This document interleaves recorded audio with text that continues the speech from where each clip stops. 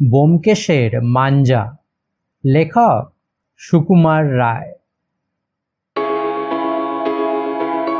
Tokyo, Kyoto, Nagasaki, Yokohama. বোর্ডের ওপর প্রকাণ্ড ম্যাপ ঝুলিয়ে হারানচন্দ্র জাপানের প্রধান নগরগুলি দেখিয়ে যাচ্ছে। এরপরেই ব্যোমকেশের পালা, কিন্তু ব্যোমকেশের সে খেয়ালই নেই।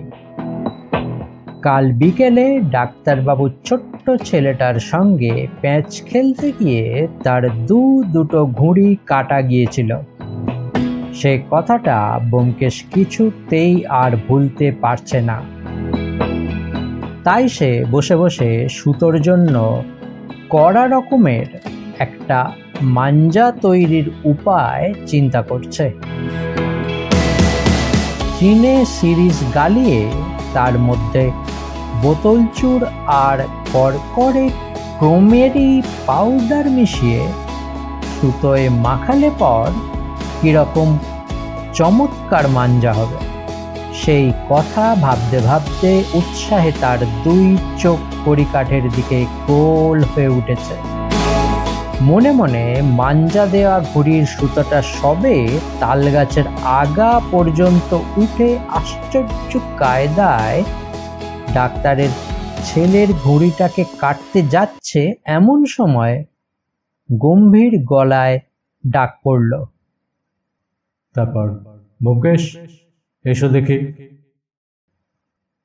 ওই রকম ভীষণ উত্তেজনার মধ্যে সুতো, মাঞ্জা, ঘুড়ির প্যাঁচ সব ফেলে আকাশের উপর থেকে ব্যোমকেশকে হঠাৎ নেমে আসতে হলো একেবারে চীন দেশের মধ্যিখানে।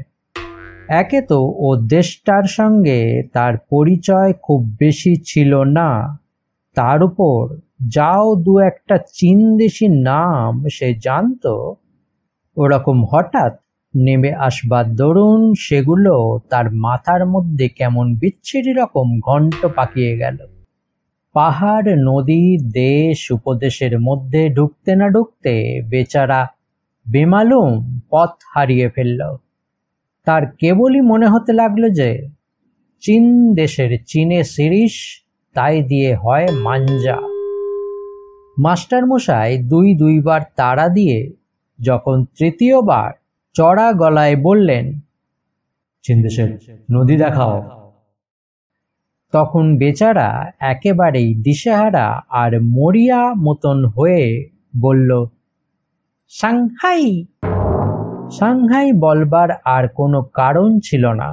বোধহয় তার সেজ মামার যে স্ট্যাম্প সংগ্রহের খাতা আছে তার মধ্যে ওই নামটাকে সে পেয়ে থাকবে। বিপদের ধাক্কায় হঠাৎ কেমন করে ওইটেই তার মুখ দিয়ে বেরিয়ে পড়েছে। গোটা দুই চড়চাপ্পড়ের পর ব্যোমকেশবাবু তার কানের উপর মাস্টারমশাইয়ের প্রবল আকর্ষণ অনুভব করে বিনা আপত্তিতে বেঞ্চের উপর আরোহণ করলেন। কিন্তু কান দুটো জুড়োতে না জুড়োতেই মনটা তার সেই হারানো ঘুড়ির পিছনে উধাও হয়ে আবার সুতোর মাঞ্জা তৈরি করতে বসল। সারাটা দিন বকুনি খেয়েই তার সময় কাটল, কিন্তু এর মধ্যে কত উঁচু দরের মাঞ্জা দেয়া সুতো তৈরি হলো আর কত যে ঘুড়ি গন্ডায় গন্ডায় কাটা পড়ল সে কেবল ব্যোমকেশই জানে। বিকেলবেলায় সবাই যখন বাড়ি ফিরছে তখন ব্যোমকেশ দেখল ডাক্তারের ছেলেটা দোকানের সামনে দাঁড়িয়ে মস্ত একটা লাল রঙের ঘুড়ি কিনছে। দেখে ব্যোমকেশ তার বন্ধু পাঁচকড়িকে বলল, দেখেছিস পাঁচু, আমাদের দেখে দেখে আবার কেনা হচ্ছে, এসব কিন্তু নেহাত বাড়াবাড়ি। না হয় দুটো ঘুড়ি কেটেছিস বাবু, তার জন্য এত কি গিরিমবাড়ি। এই বলে সে পাঁচুর কাছে তার মাঞ্জা তৈরির মতলবটা খুলে বলল। শুনে পাঁচু গম্ভীর হয়ে বলল, তা যদি ভুলিস, তুই আর মাঞ্জা তৈরি করে ওদের সঙ্গে পারবি ভেবেছিস? ওরা হলো ডাক্তারের ছেলে, নানা রকম ওষুধ মশলা জানে। এই তো সেদিন ওর দাদাকে দেখলাম সানের ওপর কি একটা আরক ঢেলে দিল, আর ভাসভাস করে গাঁজালের মতো তেজ বেরোতে লাগলো। ওরা যদি মাঞ্জা বানায় তাহলে কারো মাঞ্জার সাধ্য নেই যে তার সঙ্গে পেরে ওঠে। শুনে ব্যোমকেশের মনটা কেমন দমে গেল। তার ধ্রুব রকম বিশ্বাস হলো যে ডাক্তারের ছেলেটা নিশ্চয়ই কোনো আশ্চর্য রকম মাঞ্জার খবর জানে। তা নইলে ব্যোমকেশের চাইতেও 4 বছরের ছোট হয়ে সে কেমন করে তার ঘড়ি কাটল। ব্যোমকেশ স্থির করল যেমন করে হোক ওদের বাড়ির মাঞ্জা খানিকটা জোগাড় করতেই হবে। সেটা একবার আদায় করতে পারলে তারপর সে ডাক্তারের ছেলেকে দেখে নেবে। বাড়ি গিয়ে তাড়াতাড়ি জলখাবার সেরে নিয়েই ব্যোমকেশ দৌড়ে গেল ডাক্তারবাবুর ছেলেদের সঙ্গে আলাপ করতে।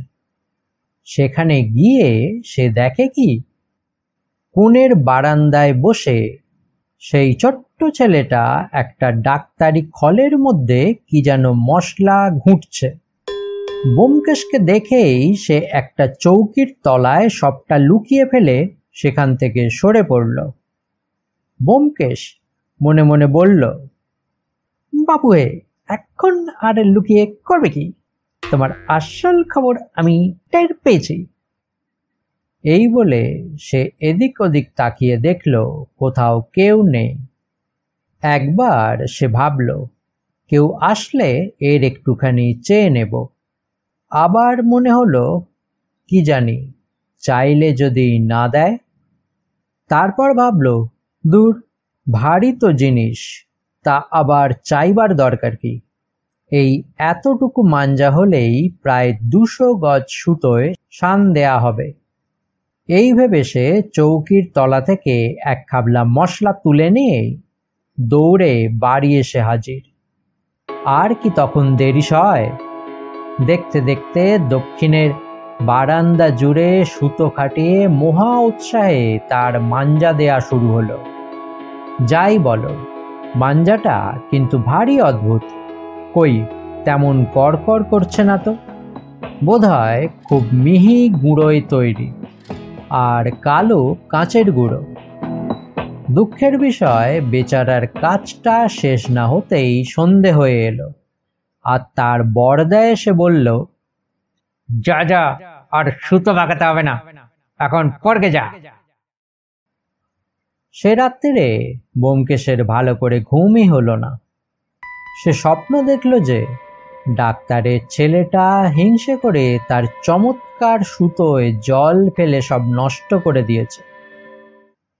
সকাল হতে না হতেই ব্যোমকেশ দৌড়ে গেল তার সুতোর খবর নিতে। কিন্তু গিয়েই দেখে কে এক বুড়ো ভদ্রলোক ঠিক বারান্দার দরজার সামনে বসে তার দাদার সঙ্গে গল্প করছেন, তামাক খাচ্ছেন। ব্যোমকেশ ভাবল, দেখো তো কি অন্যায়, এর মধ্যে থেকে এখন সুতোটা আনি কেমন করে? যা হোক, খানিকক্ষণ ইতস্তত করে সে খুব সাহসের সঙ্গে গিয়ে চট করে তার সুতো খুলে নিয়ে চলে আসছে। এমন সময় হঠাৎ কাস্তে গিয়ে বুড়ো লোকটির কলকে থেকে খানিকটা টিকে গেল মাটিতে পড়ে। বৃদ্ধ তখন ব্যস্ত হয়ে হাতের কাছে কিছু না পেয়ে ব্যোমকেশের সেই মাঞ্জা মাখানো কাগজটা দিয়ে টিকেটাকে তুলতে গেলেন। সর্বনাশ! যেমন টিকের ওপর কাগজ ছোঁয়ানো, অমনি কিনা ভসভস করে কাগজ জ্বলে উঠে ভদ্রলোকের আঙুল টাঙুল পুড়ে বারান্দার বেড়ায় আগুন টাগুন লেগে এক হুলস্থুল কাণ্ড। অনেক চেঁচামেচি, ছোটাছুটি আর জল ঢালাঢালির পর যখন আগুনটুকু নিভে এলো আর ভদ্রলোকের আঙুলের ফোসকায় মলম দেয়া হলো, তখন তার দাদা এসে তার কান ধরে বললেন, হতভাগা, কি রেখেছিলি কাগজের মধ্যে বলতো? ব্যোমকেশ কাঁদো কাঁদো হয়ে বলল, কিচ্ছু তো রাখিনি, খালি সুতোর মাঞ্জা রেখেছিলাম।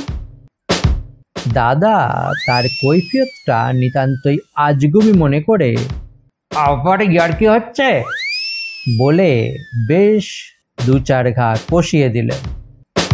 বেচারা ব্যোমকেশ এই বলে তার মনকে খুব খানিক সান্ত্বনা দিল যে আর যাই হোক তার সুতোটুকু রক্ষা পেয়েছে।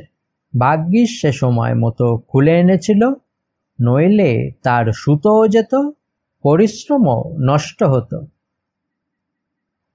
বিকালে সে বাড়ি এসেই চটপট ঘুড়ি লাটাই নিয়ে ছাতের ওপর উঠল।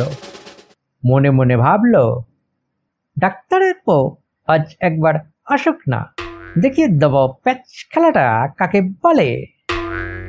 এমন সময় পাঁচকড়ি এসে বড় বড় চোখ করে বলল, শুনেছিস? না, কি হয়েছে? ওদের সেই ছেলেটাকে দেখে এলুম। সে নিজে নিজে দেশলাইয়ের মশলা বানিয়েছে আর চমৎকার লাল নীল দেশলাই তৈরি করেছে। ব্যোমকেশ হঠাৎ লাটাই টাটাই রেখে এত বড় হাঁ করে জিজ্ঞেস করল, দেশলাই কিরে, মাঞ্জা বল।